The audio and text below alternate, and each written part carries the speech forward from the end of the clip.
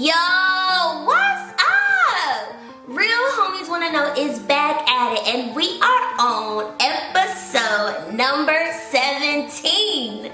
Today, we're gonna talk about fall prevention awareness, so stay tuned. Real homies wanna know. Real homies wanna know. Real homies wanna know. Our homies wanna know. All right, so y'all, today is the 21st day of September. I've been waiting so long to do that. But today is September 21st, and it is the start of Fall Prevention Awareness Week. And I thought, what better way to talk about fall prevention than to interview Dr. Serena Liu, who is a physical therapist based in California. We all, well, some of us know that falls are not a normal part of aging.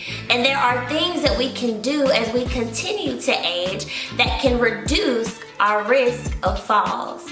So let's go ahead and get to it. Serena, can you just tell us a little bit about yourself? Definitely. So I'm Serena, physical therapist, and I have been practicing for about 5 years, and I mostly work with the older adult population. So generally 60 to 100, 102, I think, was my oldest patient. But I work at an independent living facility. So we have people that are living on their own, but in kind of a big community like apartment complex. Okay. And then there's a big gym there that we usually work at. And then I have an Instagram page. It's at Resilient Aging, and I created that page just to share helpful tips and advice on how to pretty much age with resilience. I think the key to aging is to kind of build a very resilient body, and that will really help you as you get older. So check that out if you're interested. Yes, I love your page, and I love the humor that Thanks. your posts. But guys, her posts are so helpful. They've helped me. I mean, you cover things with hips, feet, shoes, Yeah. like everything that we need as we continue aging, as far as just keeping our bodies well so that we can enjoy our lives. I think one of the big misconceptions about falls is that it's just the normal part of aging, and they're getting old or I'm getting old, and it's just something I'll have to live with, and that's definitely not the case. And not all falls are bad particularly. You have babies, they grow up and they learn to walk, and they fall and stumble and they pick themselves back up, and their bodies are able to handle that, and they have the capacity to land and then not injure themselves. And so I think as we age, we have those incidents where we slip on some ice, or we get out of the tub and it's slippery, and we fall and we're okay. And so I think one of the things is just having that capacity to either recover from a slip, or being able to control your body down onto the ground and then get back up in a way where you're safe and you're not injuring yourself. And then if someone is having a fall, then you can kind of think, why did that happen? Is it a one-off incident where it was just slippery outside, or they missed the step, or is there something actually going on? And so I think that's where fall prevention is so important, and something that's a little newer, and I think it's going to start being implemented more and more, is having like an annual physical therapy screen. So like you go to the doctor every year to have a physical, right? But people don't really think about going to see like a physical therapist or some kind of movement specialist to do a screen, see how their bodies are moving, check their strength and their range of motion, and see if there are any things that can be addressed there, so that they're moving properly and therefore less likely to have a fall. And when we talk about falls, there are so many factors that can contribute to a fall. And so you can kind of think of like, I've been trying to think of a good analogy for this, but I haven't really been able to. But yeah. So there's like a threshold of, things that you need in order to, maintain your balance and move around in your environment. And so some of those things are like your sensation, your vision, how well you can see things out in the distance, your depth perception, and also just if you have any obstruction in your vision. And then you have your inner ear, your vestibular system, your coordination, and then your strength, your flexibility, your posture, your reaction time, and also some psychological aspects of it. So if you have a fear of falling, or if you have a cognitive impairment where you're not really able to judge, if this is something safe for you to do. So that all these factors kind of go into someone's fall risk. And so you can, have a couple of things that aren't functioning at 100% and still be okay. And it's just kind of seeing where that threshold is, and then figuring out like what we need to address from there. If that makes sense. Yeah. And I really like that whole seeing a physical therapist once a year. I just started physical therapy. Today was like my first session, but I went in with issues with my ankle and found out that the issues that I was dealing with my ankle were really related to my hips and weakness in the hips. Yeah. My physical therapist was able to tell that based off of how I walk, how my feet, my ankles, all that go in when I walk, what it looks like when I do a squat, like my knees go in versus all of this stuff. And I was like, what in the world? Like, had I never gone, when was I gonna know that I had weakness in my hips? I'm thinking I work out, I try to stay active. So in my mind, I'm thinking I'm good. So I definitely feel that everyone could benefit from seeing a physical therapist once a year as we continue aging. I think there's a time and place for using a walker and a cane.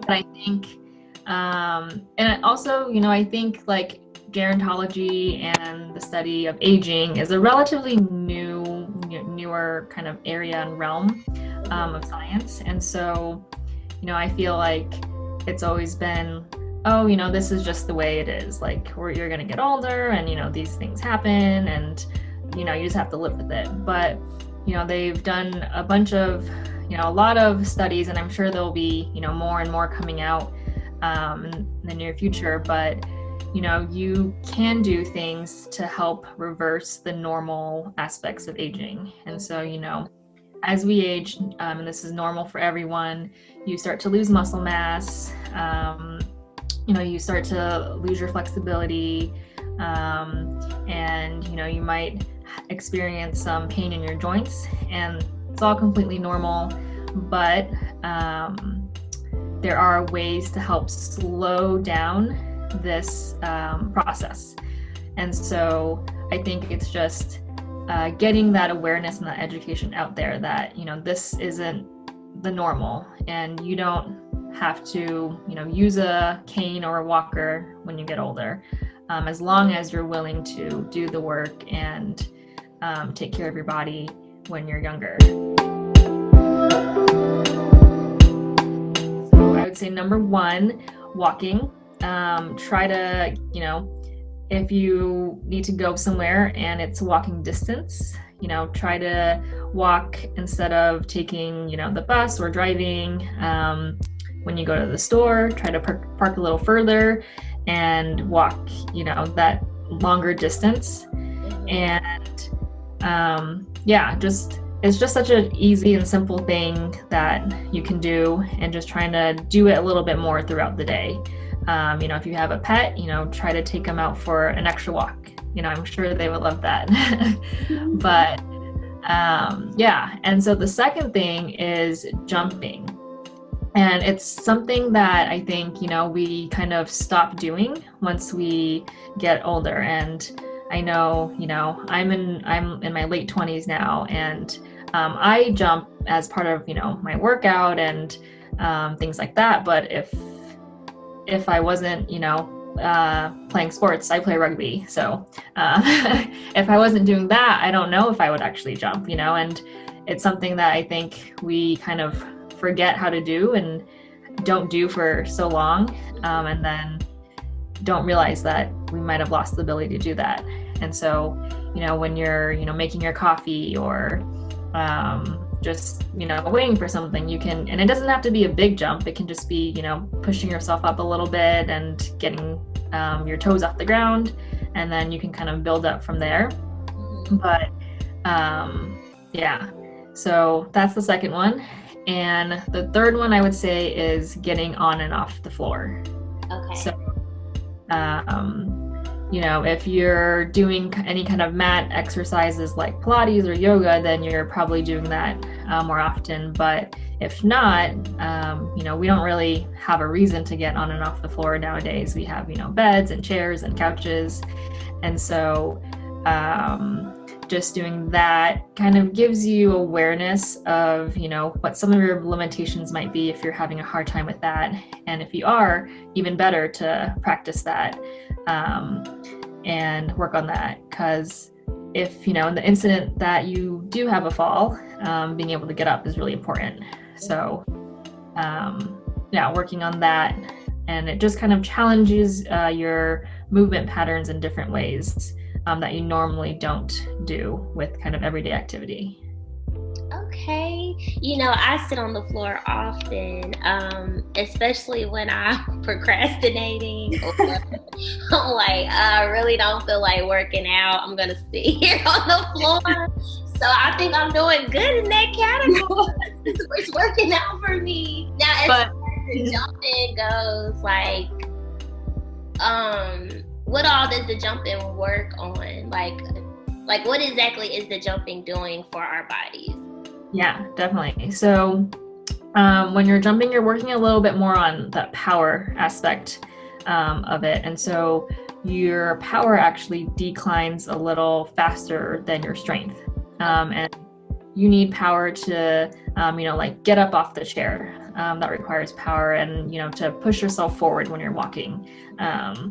And the other great thing about it is that since you're pushing yourself off the ground and then you're having to kind of absorb that shock again when you come back down, it's really great for your bones because your bone density decreases as you age as well. But if you are jumping, then you're kind of stressing those bones, but in a way that, they can handle it and they can remodel and kind of get stronger from there. Okay. Yeah.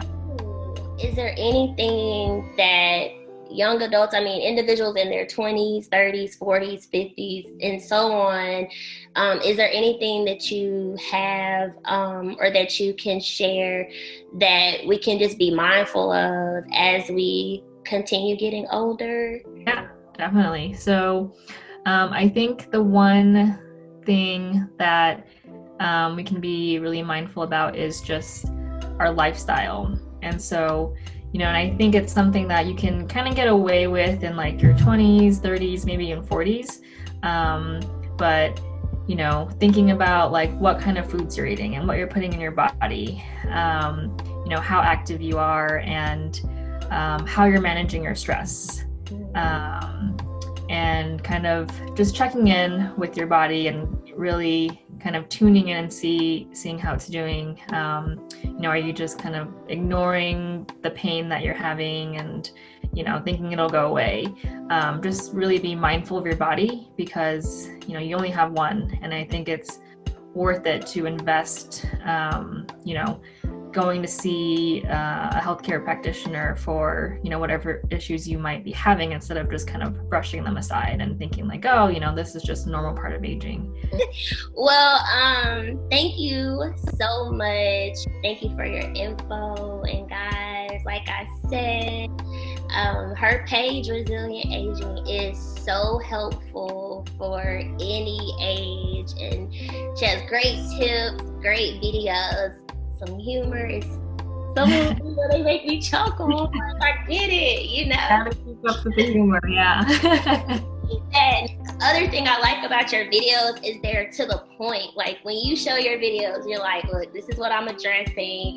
It's boom, bam. And I'm like, okay, got it. Then you have your little spiel, just kind of breaking some things down. But I think the way people's attention spans are, the quicker we can get to the point. So that's another thing I like about your page. But I just appreciate you taking your time out and just sharing some really great information for everyone. Cool. You're on the earth and cool. This was great. I'm glad we got to. And definitely. Hopefully we'll get to talk again. Yeah, just reach out if you ever want to do something like this again. Yes. Thank you. All right, you take care. We'll talk soon. Okay, sounds good. Bye. Bye. Well, I hope you got a lot out of that interview, because I sure did. We got to talk about fall prevention, myths related to falls, and she gave us 3 activities that we can do on a daily basis as we continue to age. It don't get much better than that. So guys, that's all I have for you. But in the meantime, in between time, you be blessed. And thank you so much for watching. Bye.